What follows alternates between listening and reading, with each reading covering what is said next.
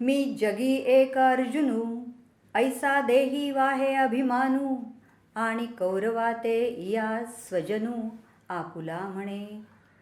अर्जुन पण न घेता, मी ऐसे पंडुसुता, उठतसे ते तत्वता तयाचे रूप. गुंतलो होतो अर्जुन गुणे, तो मुक्त झालो तुझेपणे, आता पुसणे सांगणे दोन्ही नाही. अर्जुन पण आणि अर्जुन गुणाचे असे ज्ञानेश्वरीतले उल्लेख मला नेहमीच विचार करायला लावतात. महाभारत आणि गीता आपल्या संस्कार शिदोरीतला महत्त्वाचा ठेवा आहे. संसारातल्या अडीअडचणींनी त्रस्त झाला असताना, थांबलेला असताना, प्रश्नांना पोटभर उत्तरं मिळतील अशीच यातली गोष्ट विवेचन आहे. कदाचित शंका येतील, वाद होतील, पण सोयीस्कर अर्थ काढता येईल असं उत्तर मात्र आपल्या मनाच्या समाधानासाठी आपण काढू शकू, असाच या ग्रंथामधला शब्दप्रपंच आहे. महाभारताच्या गोष्टीमध्ये मनुष्य स्वभाव, कौटुंबिक कलह, समाजस्थिती यावरचं आजचंसुद्धा दिसणारं चित्र आहे. ह्या जीवन कलहामध्ये तोंड देण्यासाठी आपण आपली तयारी असो वा नसो उभे ठाकलो आहोत. अशावेळी आपल्याला धीर देतो, वाट दाखवतो तो अर्जुन, कृष्ण नव्हे, अर्जुन. कारण तो आपल्यासारखा आहे, शूर आहे, बुद्धिमान आहे, आत्तापर्यंत यशस्वी आहे, पण स्वजनांशी लढायचं म्हटल्यानंतर गडबडला आहे. कृष्णाशी वेड्यासारखा वाद घालू लागला आहे, शहाणपण शिकवतो आहे, हताश होतो आहे, आणि त्यामुळेच तो आपल्याला फार जवळचा वाटतो. आपण सारे अर्जुन असं आपण अर्जुनाच्या किंकर्तव्यमूढ अवस्थेच्या वर्णनामुळे म्हणतो. त्या अवस्थेत आपल्याला श्रीकृष्णाची, गीतेची गरज असते. स्वजनांशी, स्वतःच्या विचारांशी लढायचा प्रसंग आला म्हणजे सोयीस्कररित्या आपल्याला गीता आठवते. कृष्णानेच लढायला सांगितलं आहे अशी आपण मनाची समजून करून घेतो. पण अर्जुन पण एवढंच आहे का आणि इथेच संपतं का? गुंतलो होतो अर्जुन गुणे असं जेव्हा अर्जुन म्हणतो तेव्हा त्याचं हे गुंतणं कशा प्रकारचं आहे? मी अर्जुन हा भाव किती प्रकारांनी आयुष्यामध्ये गुंतवतो. नातेसंबंधामध्ये, व्यवहारामध्ये, एकूणच जगण्यामध्ये हा अर्जुन गुण बाजूला सारून आपल्याला जगता येत नाही. पण तो बाजूला सारल्याशिवाय ह्या विश्वाचं रहस्य, ऐश्वर्य, सौंदर्य आपल्याला कळणार नाही. हे अर्जुन पण काय आहे? अर्जुनाचं पूर्वायुष्य, पूर्वसंस्कार, पूर्व अभ्यास यांनी घडवलेलं. पांडवांमधला मोठा योद्धा, श्रेष्ठ धनुर्धर, त्यासाठी लागणारा अभ्यास कसून एकाग्रतेने करणारं हे अर्जुन पण आहे. त्या योद्धेपणाचा अभिमान, अगदी गर्वाच्या पातळीपर्यंत जाणारा अभिमान बाळगणारं हे अर्जुन पण. स्वयंवरामध्ये पण जिंकून द्रौपदीला घरी आणणारं आणि कुंतीच्या आज्ञेसरशी तिला 5 पांडवांची पत्नी बनवणारं हे अर्जुन पण. ते स्वमग्न आहे, स्वतःतच संतुष्ट आहे, पण कृष्णाच्या सख्यत्वाचा, मैत्रीचा आनंद उराशी बाळगू नये. भीष्मांचा तो पाल्य आहे, द्रोणांचा शिष्य आहे, युधिष्ठिराचा तो अनुज आहे, पराक्रमी अभिमन्यूचा पिता आहे. हे सगळं अर्जुन पण बाळगून तो युद्धाला उभा ठाकला आहे आणि सारथ्य करणाऱ्या कृष्णाला सांगतो आहे, दोन्ही सैन्यामध्ये कृष्णा माझा रथ उभा करी. कशासाठी? म्हणजे कोण पाहीन राखिती युद्ध कामना. कोण माझ्याशी लढणार आहेत ते बघतो. आज ह्या रणसंग्रामी कोणाशी झुंजणे मज. आता ह्या अर्जुनपणामध्ये अंतर्भूत असलेले अर्जुन गुण कुठले आहेत? शूरता आणि स्वतःच्या शौर्याचा सार्थ अभिमान तर आहेच. समोर आलेल्या कुठल्याही शत्रूला सहज जिंकणार याची खात्री आहे. पण समोरचं सैन्य पाहून त्याला स्वतःला सुद्धा ज्याची जाणीव नव्हती असे काही भाव त्याच्या मनात उचंबळून आले आणि तो कृष्णाला म्हणू लागला, कृष्णा कृष्णा स्वजन हे सारे युद्धी उत्सुक पाहुनी, गात्रेची गळती माझी होतसे तोंड कोरडे. क्षणभर कृष्णसुद्धा अर्जुनाचं हे रूप पाहून चमकला. तव कृष्णमनी नावे क विस्मो झाला. ही भीरुता कुठून आली ह्याच्यात? हा तर अर्जुन गुण नव्हे. पण ही लढायच्या कल्पनेने आलेली भीरुता नव्हती, तर ज्यांच्याशी नातेसंबंधांनी तो जोडलेला होता त्यांना मी कसं मारू, कसं हरवू ह्या विचाराने आलेली गलितगात्र अवस्था होती. मला तर अर्जुनाची ही अवस्था फार हृद्य वाटते. भीष्म द्रोणांचे उपकार असाधारण आहेत असं तो म्हणतो. वडिलांच्या बाबतीत आपण काय करायला हवं आहे हे सांगताना तो म्हणतो, आम्ही जे जे जोडावे ते समस्ती इही भोगावे. आम्ही जे जे मिळवावं ते ह्यांनी भोगावं. हे जीवितही उपकारावे काजी यांच्या. आमचं जीवनही त्यांच्या कामा यावं. आणखी एक वाक्य ज्ञानदेवांनी फार सुंदर म्हटलं आहे. मी पार्थू द्रोणाचा केला. मला द्रोणांनी घडवलं आहे. वेगवेगळ्या व्यक्ती, विचार, प्रसंग, घटना आपल्याला घडवत असतात. आलेल्या प्रसंगांना सामोरे जाताना त्या त्या संस्कारांनुसार प्रतिक्रिया उमटत असतात. त्या बाजूला सारणं शक्य होत नाही, सारता येत नाही. हे अर्जुन पण असतं. कधी कधी ते बाजूला सारून समोर उभ्या ठाकलेल्या प्रसंगाला तोंड द्यायची वेळ येते, तेव्हा होणारी मनाची तगमग, मनात उभा राहणारा मोह, द्वंद्व, ह्या अर्जुन गुणांमुळे कुठलाही निर्णय घेणं अर्जुनाला शक्य होत नाही. ह्या अर्जुन गुणात गुंतलेल्या अर्जुनाला त्यातून मुक्त करतो तो श्रीकृष्णच. अर्जुनाच्या ह्या अवस्थेचं वर्णन ज्ञानदेवांनी इतकं सुंदर केलं आहे. तेथ मनी गजबज जाहली आणि आपैसे कृपा आली, तेणे अपमाने निघाली वीरवृत्ती. अर्जुनाची वीरवृत्ती, जी अभिमानी स्त्री होती, तिला अर्जुनाचं हे दुसऱ्या वृत्तीला म्हणजे कृपेला थारा देणं रुचलं नाही. म्हणून ती तिथून म्हणजे अर्जुनाच्या मनातून निघून गेली. ज्ञानदेवांमधला तत्त्वज्ञ जेव्हा ज्ञानदेवांच्या कविमनानं एखादा प्रसंग बघतो, तेव्हा त्याचं वर्णन फार विलक्षण रीतीने करतो. पौरुषाचं शौर्य, लढण्याचा आवेश हृदयामध्ये कारुण्याला जागा दिल्याबरोबर नाहीसा झाला. हे अर्जुनाचं सुरुवातीचं अर्जुनपण आहे. म्हणून तो पार्थू मोह फणीग्रस्तू. मोह कशाचा? तर राज्याचा नव्हे, संपत्तीचा नव्हे, तर कारुण्य विचारामुळे कर्तव्यापासून दूर राहण्याचा. पण ह्या अर्जुनपणामध्ये काय चूक आहे बरं? अर्जुनाचं सामान्यपण आणि आम्हा सामान्यांचं अर्जुनपण हेच आहे. फरक आहे तो नंतर अर्जुनपणा, अर्जुन गुण यातून मुक्त होण्याचा.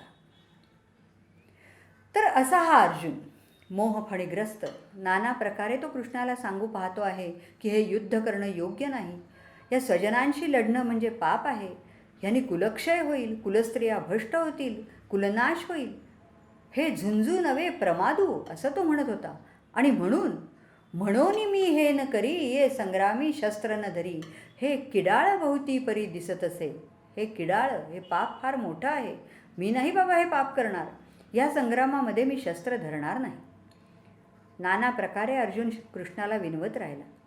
श्रीकृष्णावर ह्याचा परिणाम होत नाही असं त्याला वाटलं, तेव्हा तो पुढे असंही म्हणाला, अरे या युद्धामुळे कदाचित तुझ्यापासून दूरत्व आम्हाला सहन करावं लागेल. तुझसी अंतराय होईल, मग सांगे आमचे काय उरेल. हे सगळं अर्जुनाचं अर्जुनपण आहे. तो कृष्णाचा सखा आहे, त्याला त्याच्यापासून ताटातूट नको आहे. तो द्रोणांचा शिष्य आहे, भीष्मांचा पाल्य आहे, त्याच्याजवळचे संस्कार, ज्ञान, विद्या या सर्वांकडून आलेली आहे. तो एका मोठ्या कुटुंबाचा महत्त्वाचा घटक आहे. कौरवांचा भाऊ आहे, पांडवांमधला सर्वात यशस्वी योद्धा आहे, नायक आहे. कुरुकुलाची जबाबदारी आपल्यावर आहे अशी त्याची धारणा आहे. युद्धाने कुरुकुलाचा नाश आणि युद्ध टाळल्याने असती कीर्ती जाईल, ह्या द्वंद्वामध्ये तो सापडला आहे. आता ऐसे याते वधावे की अव्हेरुनिया निघावे, या दोहो माझी काही करावे ते नेणो आम्ही. हे द्वंद्व हे आणखी एक अर्जुनपण.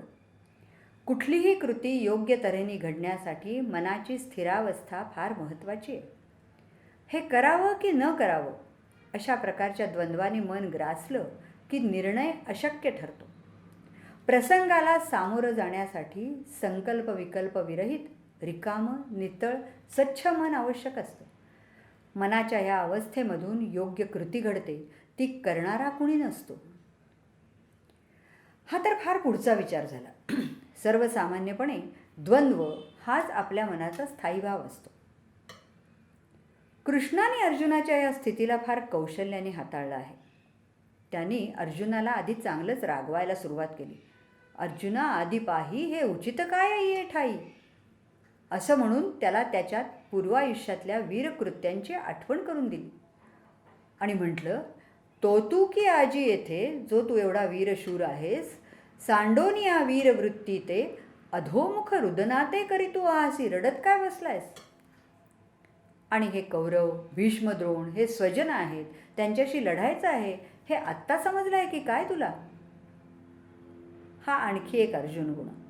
योजना आखेपर्यंत, कागदावर असेपर्यंत, तिच्या संदर्भात सगळी चर्चा होत असताना, योग्य अयोग्य विचार होत असताना हे युद्ध आपण लढणार आणि सहज जिंकणार असंच वाटत असतं. मानवी मनाच्या भावभावना, नातेसंबंधांची गुंतागुंत यामुळे उद्भवणारी परिस्थिती त्यावेळी विचारात घेतलेलीच नसते. ते सगळं समोर येतं ते युद्धाला उभं ठाकल्यानंतर आणि मग गडबडायला होतं. कृष्णाने अर्जुनाचा हा गोंधळ ओळखला होता. सुरुवातीला त्याला समजावून सांगताना तो पुढे म्हणतो, आणि समजा तू तुझ्या या उच्च विचारांमुळे करुणाग्रस्त होऊन युद्धभूमी सोडलीस तर हे जग काय तुला नावं ठेवायचे राहणार आहे? तू युद्ध केलं नाहीस तर असती कीर्ती जाईल, जगची अभिशापू देईल. आणखी एक विचार कर.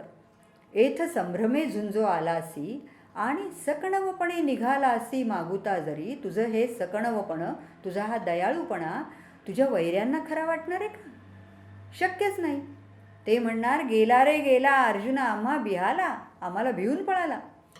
शूरवीर म्हणून असलेली तुझी कीर्ती, जी तुझं अनायासे अनकळीत जोडली असे, ती तर जाईलच. जग नावं ठेवील, असलेली कीर्ती जाईल, मग हिणावं अंगा येईल. हे सुद्धा अर्जुनपणातून आलेले विचार आहेत. कृष्णाने ते बोलून दाखवले. पुढे असंही म्हटलं, तू जरी न झुंजताची मागुता निघालास तरी हा शत्रू तुला असा सोडणार आहे की काय? ते तुला पळू देणार नाहीत. धरोने अवकळा करीती, हाल करून टाकतील तुझे. त्यापेक्षा हे युद्ध कर आणि ते जिंकलास, हे जिंतले तरी भोगावे पृथ्वी तळ, आणि जर झुंजता वेचले जीवित तरी स्वर्गसुख अनकळीत पावसील.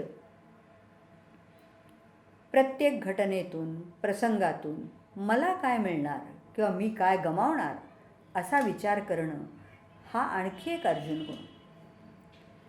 कृष्णाने अर्जुनाला त्याच्या अर्जुनपणाची जाणीव करून दिली आहे, जगाच्या व्यवहाराची आठवण करून दिली आहे आणि असंही सांगितलं, सांडी हे मूर्खपण, उठी घे धनुष्यबाण, संग्रामी हे कवण कारुण्य तुझं. इथपर्यंत कृष्णाचं अर्जुनाला समजावणं हे सर्वसामान्य कथेतील संभाषणासारखंच आहे. भौतिक व्यावहारिक जगातील सगळे हिशोब त्याने अर्जुनापुढे मांडले. ज्या कारणांचा आधार घेऊन अर्जुन वाद घालत होता ती कारणं कशी योग्य नव्हेत हे सांगितलं. पण त्यानंतर मात्र या कृष्णार्जुनांच्या संवादाला अतिशय वेगळं वळण लागलं आहे. भारतीय तत्त्वज्ञानाचा शिरोमणी असं स्थान गीतेला प्राप्त झालं. या भौतिक व्यावहारिक ऐहिक प्रसंगाला आध्यात्मिक उत्तरं कृष्णाकडनं मिळाली. त्यानंतर हा युद्धप्रसंग कौरव पांडवातला न राहता विश्वातील संघर्षाचं, मानवी मनातल्या संघर्षाचं एक चिरंतन चित्र बनला. तैसी वरीवरी पाहता उदासे, आत तरी अतिसुरसे, तिये वाक्ये ऋषिकेशे बोलो आदरिली. वर वर पाहिले असताना उदास कठोर वाटतील पण परिणामी अत्यंत हितकर असे उपदेशाचे शब्द श्रीकृष्ण बोलू लागला. श्रीकृष्णाने अर्जुनाला त्याच्या अर्जुनपणाचं दर्शन घडवण्यास सुरुवात केली आहे. तू आपण पे तरी नेणसी, परी या कौरवाते शोचू पाहासी. तू स्वतःला तर जाणत नाहीसच, पण या कौरवांकरता शोक करू पाहतोस. अर्जुनाची ही अवस्था का झाली आहे, कुठल्या विचाराने झाली आहे याची जाणीव कृष्णाने त्याला करून दिली. क्षत्रिय वृत्ती धारण करून युद्ध कर असं सांगता सांगता श्रीकृष्णाने या अर्जुनपणाच्या गाभ्याकडे जायला सुरुवात केली. मी युद्ध करणार आणि ह्या कौरवांना मारणार हा मनातला विचार काढून टाक. तू धरून देहाभिमानाते अर्जुन पण धरून तू हा विचार करत आहेस, पण तत्वतः विचार करून पाहशील तर तू मारणारा नाहीस आणि हे मारले जाणारे नाही. त्या अर्जुनपणाचं भान आणून देण्याचा हा प्रयत्न आहे. कृष्ण सांगतो आहे, अर्जुना, इथे आम्ही, तुम्ही आणि हे राजे लोक वगैरे जे आहोत ते हल्ली आहोत तसेच निरंतर राहू अथवा खात्रीने लयाला जाऊ. एवढी भ्रांती दूर झाली की वस्तुतः या दोनही गोष्टी खऱ्या नाहीत असं आपल्याला दिसून येईल. जन्म आणि मृत्यू हे केवळ भ्रांतीला वश झाल्यामुळे अनुभवाला येतात. एरवी वास्तविक पाहता वस्तू म्हणजे आत्मा जो आहे तो अविनाशीच आहे. आत्मा अविनाशी आहे आणि विश्वात भरून राहिलेलं चैतन्य एक आहे. यासारखं तत्त्वज्ञान श्रीकृष्णाने अर्जुनाला सांगायला सुरुवात केली. ते ऐकून अर्जुन चक्रावला, पण सावधही झाला. प्राथमिक इयत्तेतल्या प्रश्नांना पदव्युत्तर परीक्षेतली उत्तरं मिळावीत तसं काहीसं अर्जुनाचं झालं होतं. मी, माझं युद्ध, माझे बांधव, माझा जय पराजय ह्या पलीकडे जाऊन हा माझा मित्र काहीतरी बोलतो आहे हे अर्जुनाच्या लक्षात आलं. त्या परिस्थितीतही त्याच्यातलं हुशार अर्जुन पण ह्या बोलण्याचा सोयीस्कर अर्थ काढायला तयार होतं. तुझ्या अर्जुनपणातून बाहेर पडून या आत्म्याकडे बघ अशी सुरुवात श्रीकृष्णाने केली होती. तैसे आधीचे जे नाही तया लागी तू रुदसी काही, जे मुळातच नाही त्याच्याकरता तू काय रडत बसलायस. निर्विकार जे चैतन्य आहे त्याच्याकडे तू लक्ष दे. हे अर्जुनाला एकदम कसं पटणार. अर्जुनाने उत्प्लवनासरिसे म्हणजे पक्षासारखं झडप घालून हे सगळं आत्मसात करावं अशी श्रीकृष्णाची इच्छा होती. अर्जुनाला ते एकदम पटत नाही असं दिसल्याबरोबर, पार्था तुझं का नेणं नमने चित्ता, तुझ्या चित्ताला हे का पटू नये हे मला समजत नाही असं आश्चर्य कृष्णाने व्यक्त केलं. पण पुन्हा त्याचं बोट धरून त्याला शिकवायला सुरुवात केली.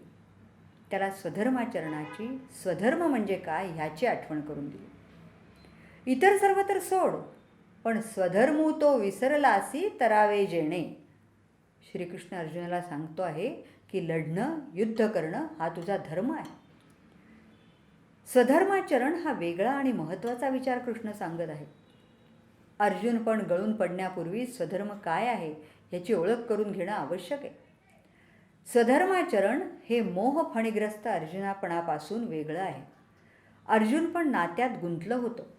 मी मारिता हे मरती या विचारांनी अस्वस्थ झालं होतं. अहंकारितही होतंच. हे मोठं पाप आपल्या हातून होणार, त्यामुळे कुलक्षय होणार या विचारांनी घाबरलं होतं. तुझसी अंतराय होईल म्हणून कृष्णाच्या दूरत्वाच्या विचारांनी व्याकुळ झालं होतं.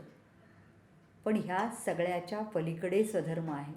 स्वजनांच्या विरहाचं दुःख, मृत्यूची भीती, अपमान, सूडबुद्धी, कुटुंबियांबद्दलची आत्मीयता ह्या सगळ्यापेक्षा स्वधर्म वेगळा आहे असं श्रीकृष्ण सांगत आहे. स्वधर्म हा स्वधर्म आहे, तो सगळ्याच्या पलीकडे आहे. त्यात यशापयशाचा विचार नसतो.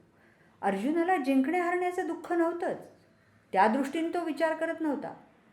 त्याचं म्हणणं होतं, त्रैलोक्यचे अनकळित जरी राज्य होईल येथ, तरी हे अनुचित नाचरे मी. त्रैलोक्याचं अनिर्बंध राज्य मिळणार असलं तरी ही अनुचित गोष्ट मी करणार नाही. आणि हे अनुचित काय तर संग्राम व्याजे म्हणजे युद्ध करण्यासाठी उभे असलेल्या आप्तस्वकीयांवर शस्त्र चालवणं. अर्जुन पण गळून पडण्यापूर्वी स्वधर्म काय आहे याची ओळख श्रीकृष्ण अर्जुनाला करून देत होता. तो सांगत होता, स्वधर्माचं आचरण केलंस तर तुला कुठलाच दोष लागणार नाही. श्रीकृष्ण मधून मधून थोडंसं रागावतही होता. म्हणून स्वधर्म हा सांडशील तरी पापावर पडा होशील आणि अपेशतेन वचेल कल्पांतावरी. तू स्वधर्म सोडलास तर तुला पाप तर लागेलच, पण येणाऱ्या अपयशाची, होणाऱ्या अपकीर्तीची कल्पनाही तुला करता येणार नाही. आपण आपल्याला अर्जुन समजतो तेव्हा आपलं स्वधर्माचरण हे पापावरपडा होऊ नये म्हणूनच असतं.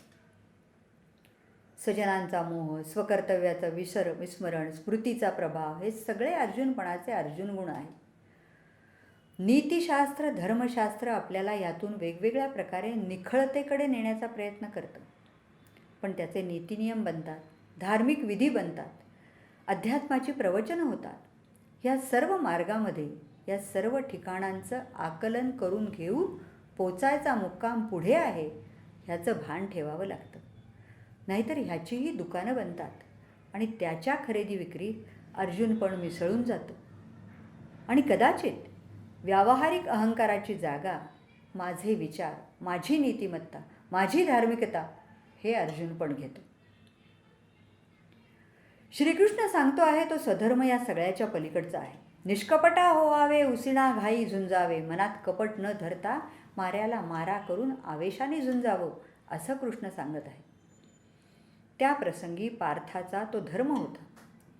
द्वंद्वात सापडल्यामुळे त्याला तो आकलन होत नव्हता. केवळ तुझं हे अर्जुन पण बाजूला कर, तुला स्वधर्म कळेल. कर्माधारे राहाटिजे, परी कर्मफळ न निरीक्षिजे. प्राप्त कर्म तर कर, पण फळाची अपेक्षा ठेवू नकोस. निष्काम कर्मयोग हीच खरी योगस्थिती आहे असं सांगितल्यावर अर्जुनाचं कुतूहल, हुशारी जागी झाली. स्थितप्रज्ञाचं वर्णन करताना श्रीकृष्णाने म्हटलं, तो अहंकारा ते दंडुनी, सकळ कामू सांडोनी, विचरे विश्व होऊनी विश्वाची माझी.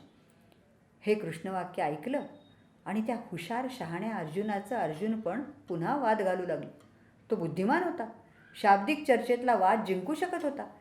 चर्चेमधला वदतो व्याघात त्याच्या चटकन लक्षात आला. कृष्णाचं बोलणं ऐकून अर्जुन म्हणतो, आता बरा सापडला. जेवढं कर्म म्हणून आहे तेवढं सर्व देवांनी त्याज्य ठरवलं, मग माझं युद्ध करणं आयतच थांबलं की? मी कशाला आता युद्ध करायचं?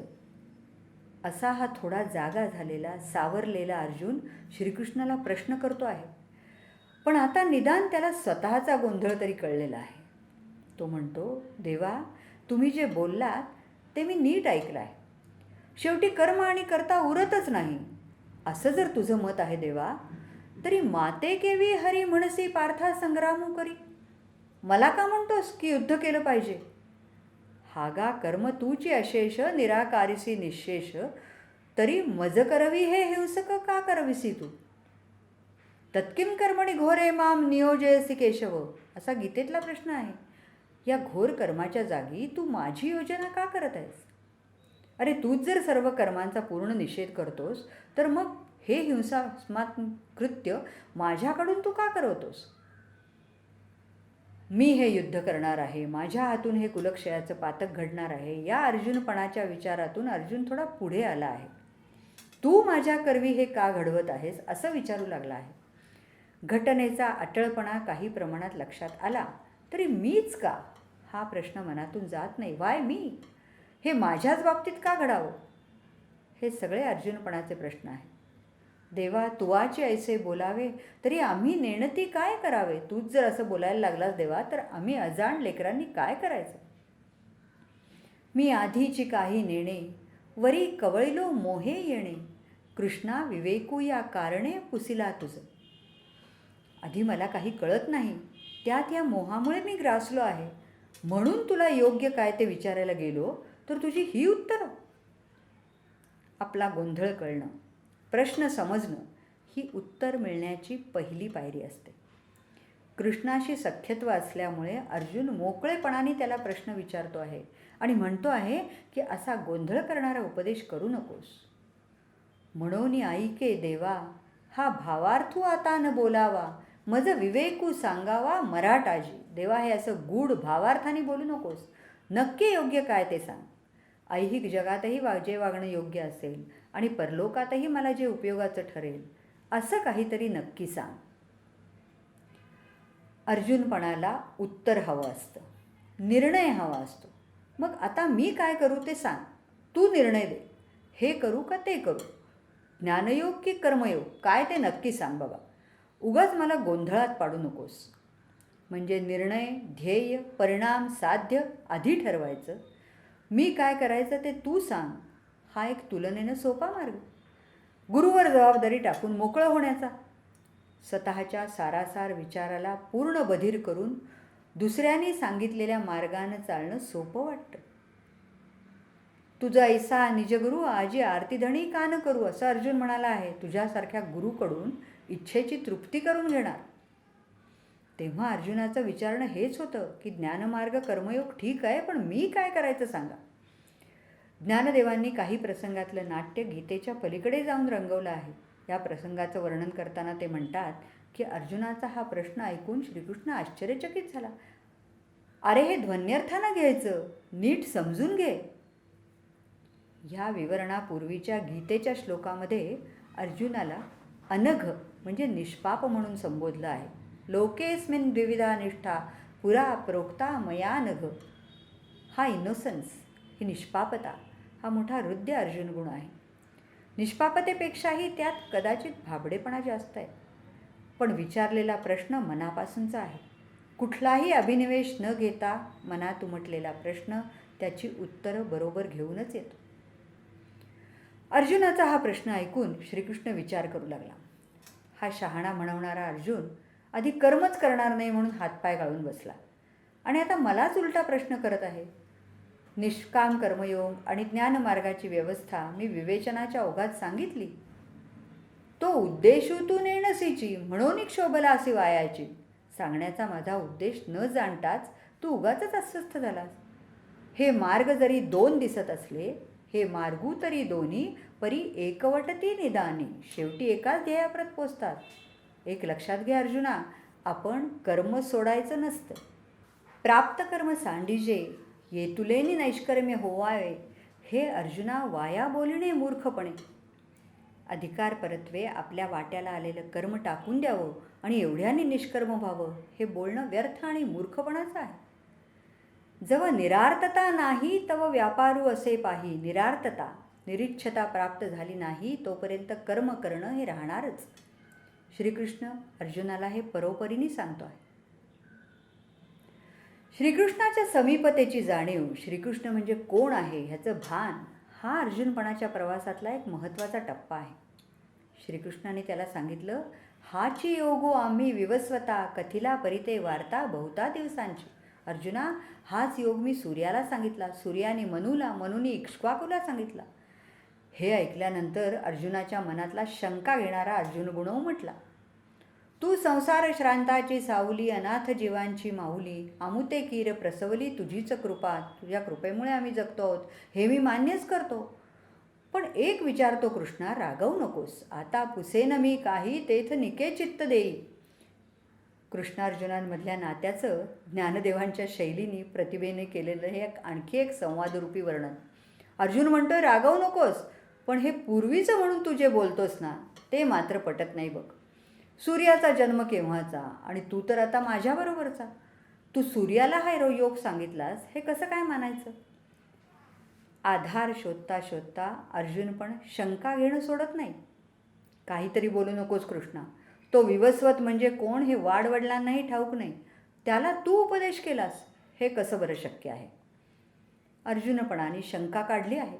मला तर समोर दिसतोस, माझ्याबरोबर वाढलास आणि जन्म मात्र 1000 सांगतोस. ह्या त्याच्या शंकेच्या निमित्ताने श्रीकृष्ण अर्जुनाला समजावून सांगणार आहे, माझे अजत्वे जन्मणे अक्रियताची कर्म करणे.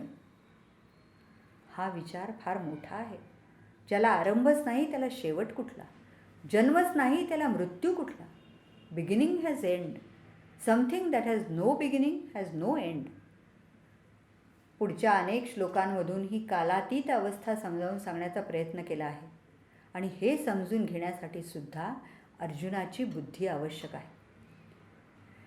श्रीकृष्णाचं मोठेपण अर्जुनाला पटलं आहे. तू या कालयंत्रासी सूत्री, तू जीवकळेची अधिष्ठात्री, तू या कालयंत्राचा सूत्रधार आहेस, जीवनाचं अधिष्ठान तूच आहेस, हे सगळं कळलं. अर्जुनाला हे कळलं, पण त्याने ते पडताळून पाहिलं, ते पूर्वीच्या अनुभवांचा विचार करून. आता अर्जुनाला आठवलं की पूर्वीही मोठे मोठे ऋषी हे सगळं सांगत होते, पण त्या सांगितलेल्याचं प्रत्यक्षपण, खरेपण आत्ता पटलं, जाणवलं.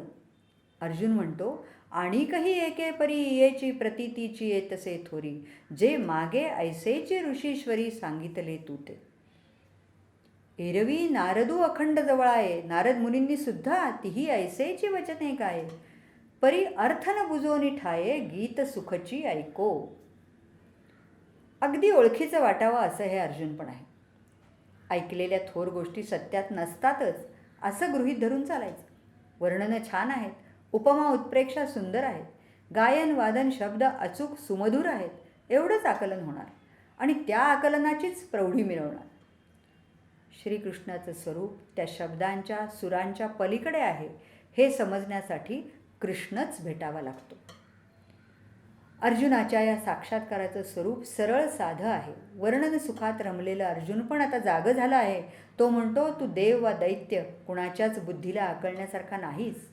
बुद्धीच्या आकलनाच्या मर्यादित परिघाच्या तू बाहेर आहेस. तुला जाणण्यासाठी तूच हवास, ह्या निर्णयाप्रत अर्जुन पण आला आहे. सगळीकडे सर्व व्याप्त तूच आहेस हे बुद्धीला समजलं. तरी तुझं चिंतन करण्यासाठी मला त्यापासून वेगळं असायला हवं. मी अर्जुन आणि तो श्रीकृष्ण याच्यातलं अंतर आत्ता तरी अर्जुनपणाला आवश्यक वाटत आहे. आणि म्हणून अर्जुन म्हणतो, जया जया भावांच्या ठाई तू ते चिंतिता मज सायासू नाही. ज्या ज्या विभूतींच्या ठिकाणी तुझं स्मरण होण्याला मला अडचण पडणार नाही, तो आपला विभूतियोग मला स्पष्ट करून दे. तू आज स्वमुखे जे बोलिले या सगळ्या विभूतींमध्ये तू आहेस असं तो म्हणलास, ते म्हणजे काय ते मला सांग. ते मला ऐकायचं आहे. मला तोच आनंद आता हवा आहे. त्यानंतर श्रीकृष्णाने अर्जुनाला आपल्या महत्त्वाच्या विभूती सांगितल्या. आदित्यानाम अहम विष्णू अशी सुरुवात करून सगळ्या विश्वातल्या महत्त्वाच्या घडामोडीमधला श्रीकृष्ण त्यांनी दाखवला. या विभूती वर्णनानंतर श्रीकृष्णाचं वाक्य आहे, आतापै माझेनी एके अंशे हे जग व्यापिले असे. माझ्या एका अंशानेच हे जग व्यापिले असे. या लागी भेदू सांडोनी सरिसे साम्ये भज. निरनिराळ्या विभूती आहेत, पण अमर्याद असा मी त्याला कसा मोजशील. माझ्या एकाच अंशाने हे सर्व जग व्यापलेलं आहे. याकरता भेदभावना टाकून ऐक्यदृष्टीने मला सर्व ठिकाणी सारखं भज. श्रीकृष्णाच्या ह्या वाक्यानंतर अर्जुनाचा जो उद्गार आहे तो ज्ञान प्राप्त झालेल्या अर्जुनाचा, समज मोठी असलेल्या अर्जुनाचा आहे. विभूती वर्णनाचा हट्ट धरून बसलेला अर्जुन चिंतनासाठी एखादं रूप शोधतो आहे. पण वर्णन ऐकता ऐकताच तो शोध संपलेला आहे. वेगळाच साक्षात्कार अर्जुनाला झाला आहे. तो म्हणतो, तेथ अर्जुन म्हणे स्वामी येतुले हे राभस्य बोलिले ती तुम्ही. जो भेदू एक आणि आम्ही सांडावा एकी. महाराज, भेद हा एक वेगळा असून त्याला टाकणारे आम्ही एक वेगळे आहोत असे आपण अविचाराने बोललात. सिनाना विभूती आणि अमर्याद श्रीकृष्ण याचा अवाका अर्जुनाला आला आणि त्याच्या लक्षात आलं की या सगळ्याबद्दल वाटणारा भेद म्हणजे मीच नाही का. आधी ही भेदभावना मनात आहे हे ओळखायचं, त्याला आपल्यापासून वेगळं करायचं, मग ती बाजूला करून श्रीकृष्णाच्या अंशाने व्यापलेलं जग पाहायचं. ते पाहणारा अर्जुन वेगळा, भेद जाणणारा अर्जुन वेगळा असं थोडंच आहे. आत्तापर्यंत भेद हाच अर्जुन होता. आता काय झालं. तो तू परब्रह्म असके मज दैवे दिधला हस्तोदके तरी आता भेदू काय साके देखावा कवणे. असा तू जो परब्रह्म तो मला दैवाने हातावर उदक सोडून दिल्याप्रमाणे प्राप्त झाला आहेस, तर आता हा भेद कसला आणि कुणी पाहायचा आहे. म्हणजे भेदही गेला, तो पाहणारा जाणणारा अर्जुनही गेला आणि सर्वत्र असलेला श्रीकृष्ण मात्र उरला. पुशी रेग्यांच्या पुस्तकात एक फार सुंदर गोष्ट आहे. एक लहान मुलगी, तिचं नाव लच्छी. तिच्या मागच्या अंगणात एक मोर यायचा आणि नाच करायचा. लच्छीला नाचायला फार आवडायचं. ती मोराचा नाच पाहायची. एकदा तिनं त्या मोराला विचारलं, मला नाचायला शिकवशील. मोराने हो म्हटलं. रोज ठराविक वेळी मोर यायचा, आपला नाच करायचा. लच्छीही त्याच्याबरोबर नाचू लागली. लच्छी नाचताना भान विसरून नाचायची. मोराबरोबर मोरासारखं नाचायची. पुढे पुढे लच्छी आधीच नाच सुरू करत असे. मोर येत असे, थोडा वेळ लच्छीबरोबर नाचत असे, त्याचा नाच संपवून निघून जात असे. लच्छीचा नाच चालूच असे. काही दिवसानंतर मोराचं येणं बंद झालं. लच्छीचं नृत्य चालूच होतं. मोर, लच्छी, नाच सगळं एकरूप झालं. लच्छीच मोर झाली.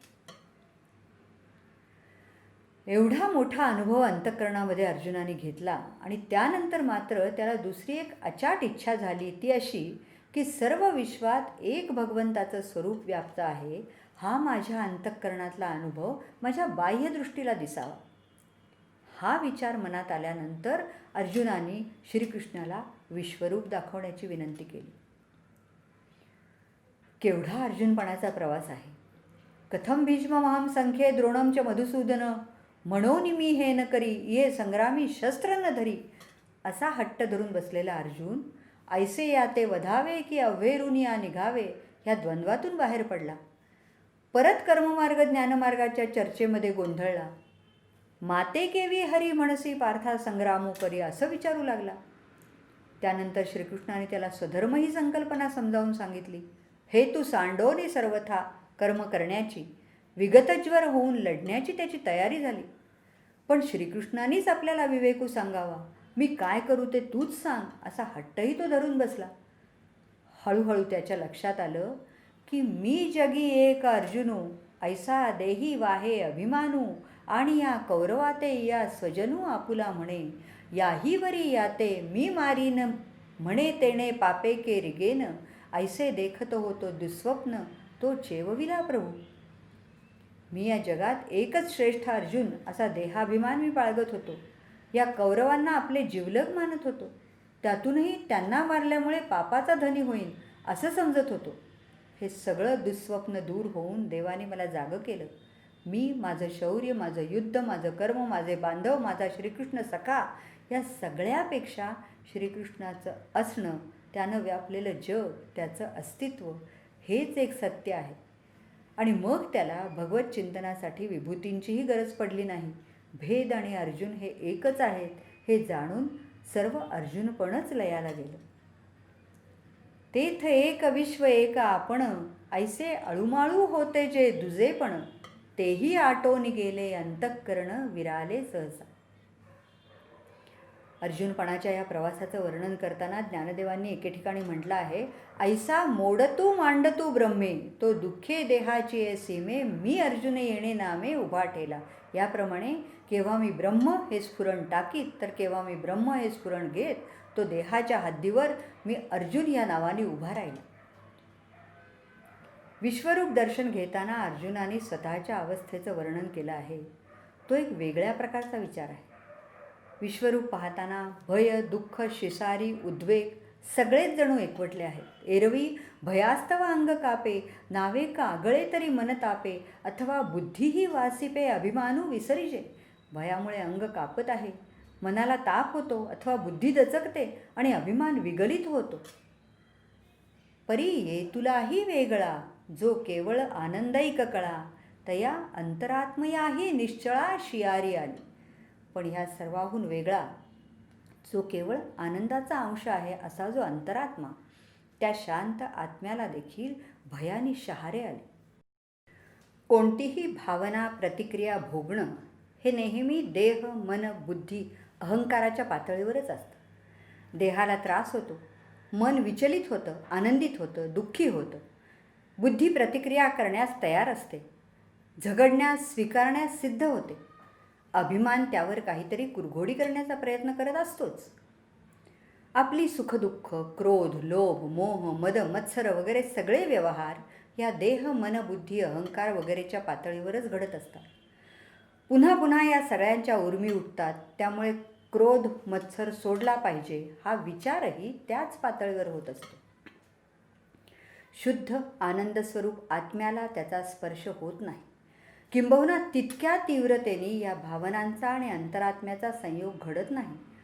तो जर घडला तर कदाचित त्या शुद्ध आनंद स्वरूपामध्ये षड्रिपूंसारखे विकार जळून जातील आणि आत्मस्वरूपाची सतेज जाणीव सतत मीला होत राहील. To be completely with that reaction, for example to be with the sorrow so completely that it no more exist.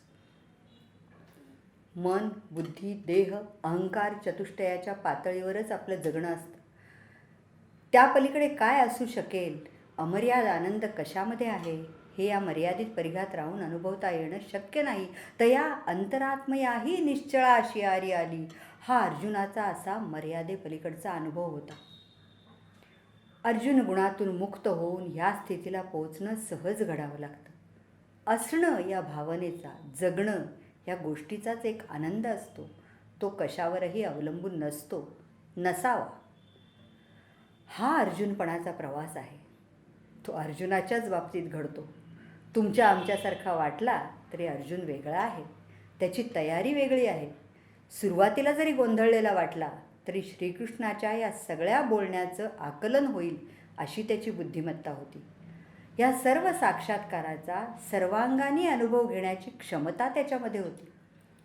अर्जुनाकार अवधानाला, अस्तित्वाला, या सगळ्या विश्वाचं भान आलं तेव्हा अर्जुन म्हणतो, गुंतलो होतो अर्जुन गुणे, तो मुक्त झालो तुझेपणे, आता पुसणे सांगणे दोन्ही नाही.